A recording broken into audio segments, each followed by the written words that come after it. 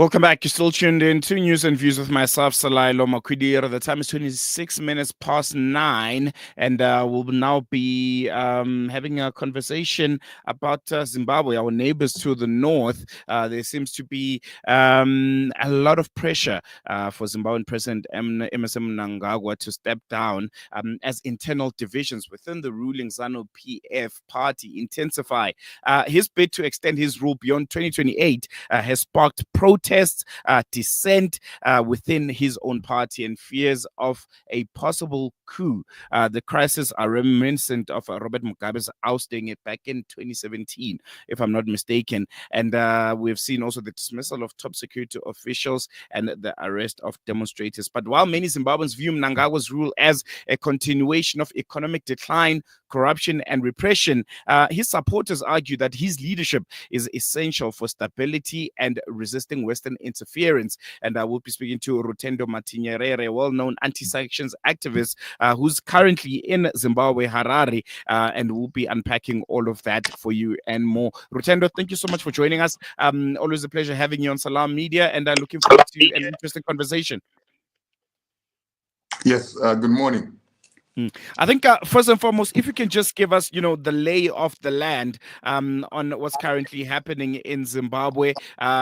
Is it as intense as it is made out to seem? The anti-Mnangagwa sentiment, is it really happening? Were there these big protests in parts of Zimbabwe and in some of the towns in Harare? No, there were no protests. There was actually a stay away, and I think the aspect that there was a stay away instead of a protest is an illustration that the whole idea of a protest failed. Those people that wanted the protest to take place did not succeed. They could not get people on the streets, and they could not get the kind of mass protest that they hoped to get the president from power, as they had done with Robert Mugabe. So, as far as I'm concerned, there was an utmost failure of this protest, and this is a sign that the people of Zimbabwe are not really interested in regime change that is undemocratic and that is driven by Arab Spring type of protests. I want to focus now on just the 2030 agenda. Zimbabwe's constitution sets a 2-term limit for presidency. Why should Emmerson Mnangagwa be allowed to extend his rule beyond 2028 when this goes against the country's constitution? Because it almost feels like this is the spark of the current dissent against him. I think the president has been very clear that he's a constitutionalist and he's not going to go beyond the 2 terms that he's been given. Having said that, the Constitution of Zimbabwe is a living document. It can be changed, and it can be changed legally. The people of Zimbabwe have an option to change whichever clauses that they choose to change if they undertake the processes that are required. There are some processes that will require referendum, some clauses that can be changed only if there's a referendum and if that referendum succeeds. So I think it is the prerogative of Zimbabwean politicians and the Zimbabwean people to determine how they're going to shape their constitution. If they decide that they want to increase the term limits of a president, then I think so be it. But it has to be done constitutionally. But I think the president has been clear that he himself is going to step down in 2028. And he's not going to look for a new term. So I don't really understand what this furore is, because there's been no confirmation that he wants to extend.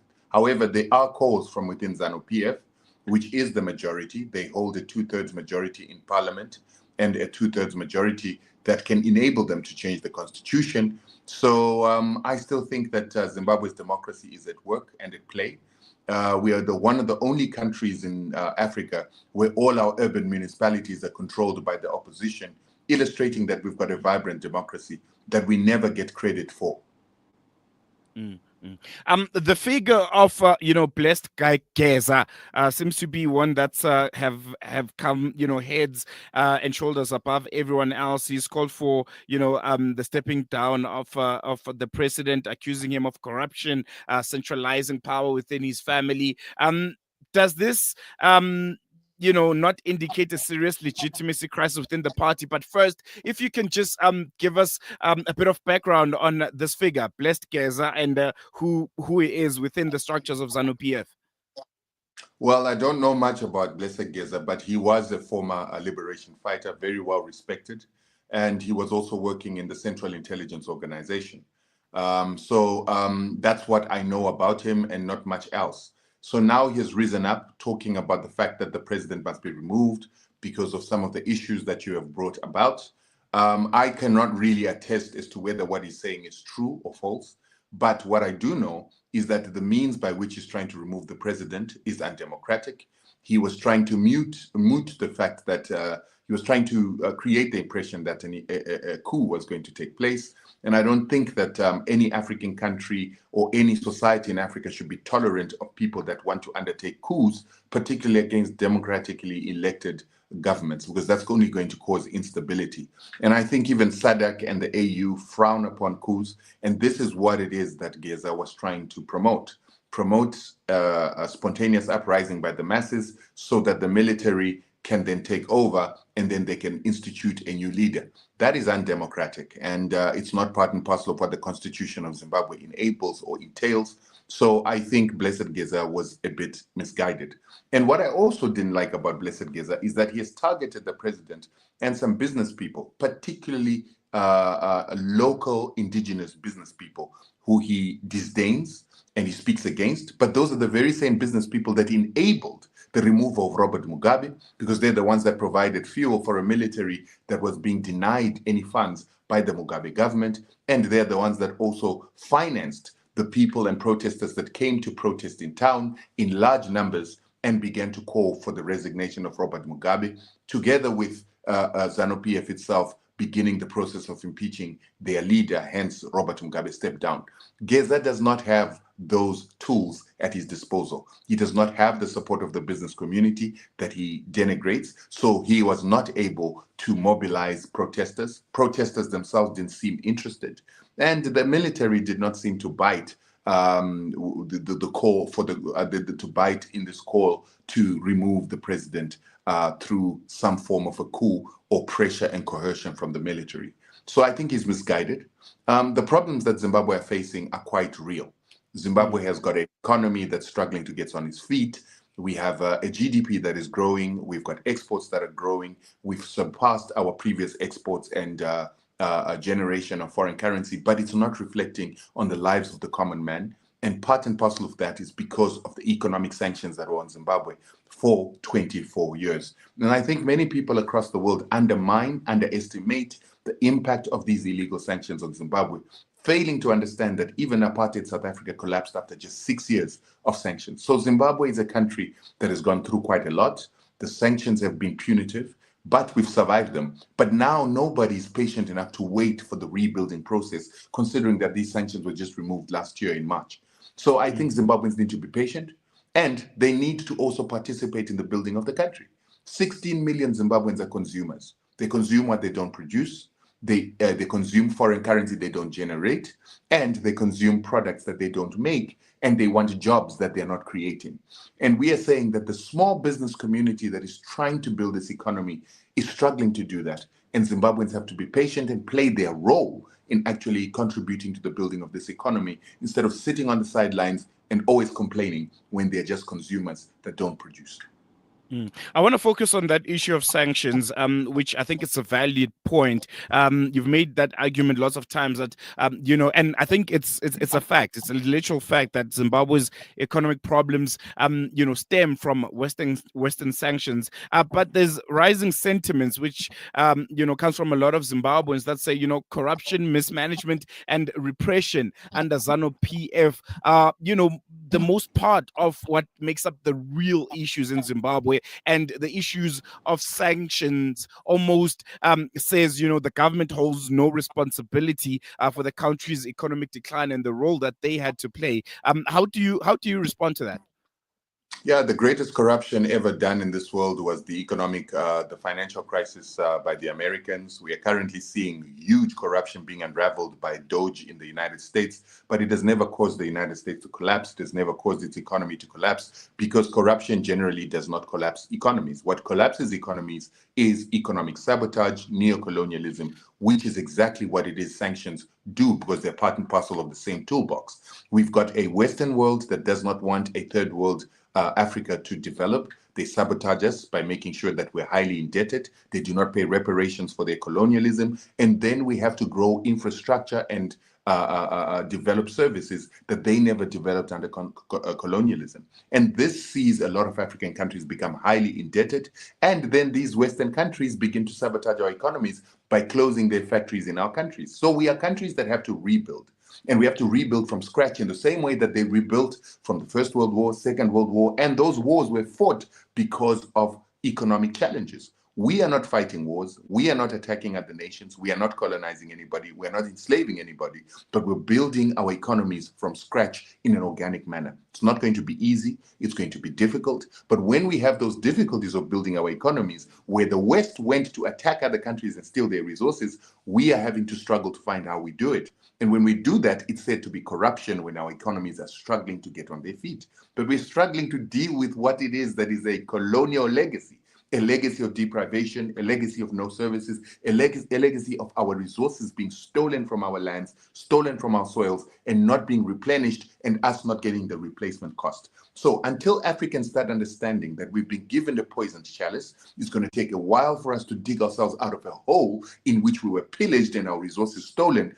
We will always accept this notion that corruption is what is destroying our country. In South Africa, you saw a deliberate sabotage of your SEOs, of your SOEs, your state-owned enterprises and parastatals to ensure that the government of the ANC failed so that the DA and white parties could be brought back to the table. That's sabotage. It is not essentially about corruption. Is there corruption? Of course there is. Yes, there is. Because capitalism itself is a platform of corruption.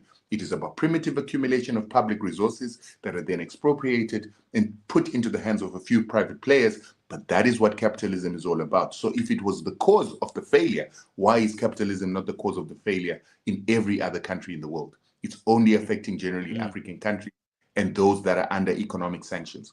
Why were the economic sanctions put if corruption was already destroying the economy of Zimbabwe? And how did Zimbabwe survive sanctions and corruption if corruption is really the biggest problem?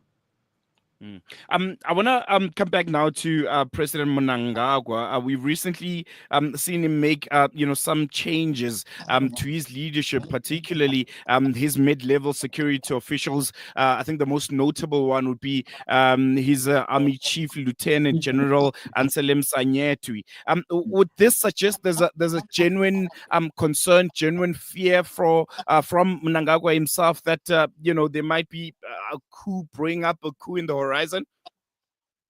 I'm not too sure, but when I was listening to Chris Mutsvangwa giving a speech yesterday, he's the ZANU-PF spokesperson, he seemed to intimate that there is beginning to be, there's a rising of a culture in which certain security and military officials feel that they can privatize or personalize the military of Zimbabwe and utilize it as an instrument of regime change.